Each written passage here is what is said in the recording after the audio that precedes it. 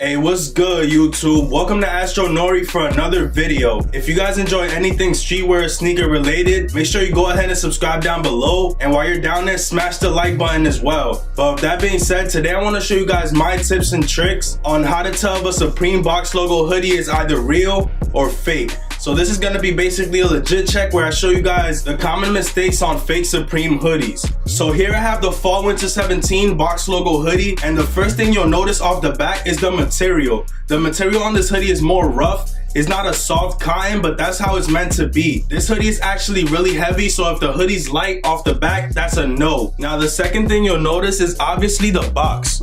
Just give me 1 second, let me focus this real quick. Okay, so you'll notice that the box is actually in there. It's not lifted off of the box logo. I've seen some fakes that have the patch sewn on there. This one is actually sewn into the cotton, and it's also a pretty thick patch. You can't just like bend it that easily. But once again, it's a sewn in patch. It's not like a lifted patch that you could lift like the ends off of it. Also, another thing that you want to notice is that Supreme is basically like in a straight line. The E's on the fakes are usually hovering, like they're not on the same line as the rest of the word, and the S on the fakes would be a little bit thinner than this as well. So make sure that the E isn't hovering. They're all in a straight line basically, and the S should be this thick. It shouldn't be thinner than this. Also, the P should be kind of like an oval right here.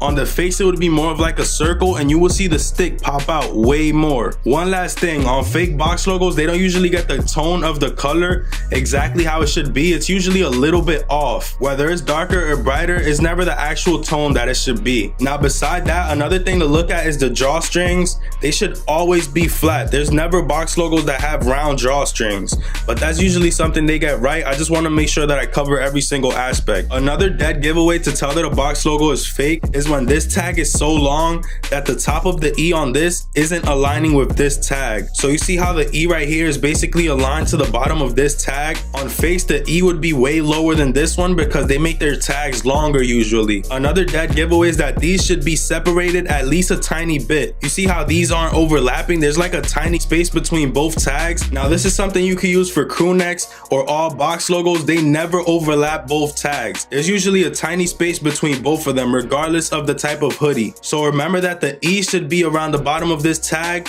and these tags should never be overlapping. Now here's what the back looks like, and I believe that on larges and extra larges, the A is a little bit different than other hoodies, but don't quote me on that. I don't know if that's actually a certified fact, but that's the only thing that I'm uncertain about. It should always be made in Canada, so if you see a made in China box logo, it's a no-go. Supreme has some things that are made in China, but mostly everything is made in Canada, specifically all box logos. Now here's what the back of the made in Canada looks like. It has like a RN code, and that's how it should look.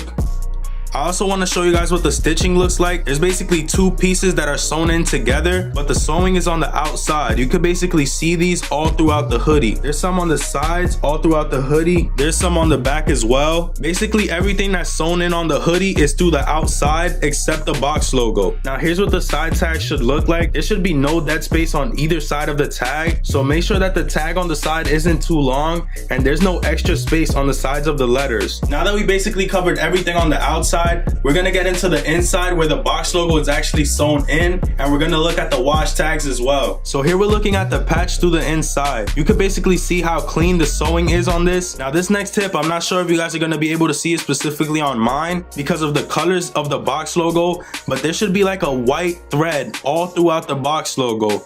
It's like a white straight line all between the yellow stitching, and that should go all the way throughout, and it should also be consistent. Here you could basically notice how the patch is sewn into the hoodie and it's not on the outside with threading basically connecting it.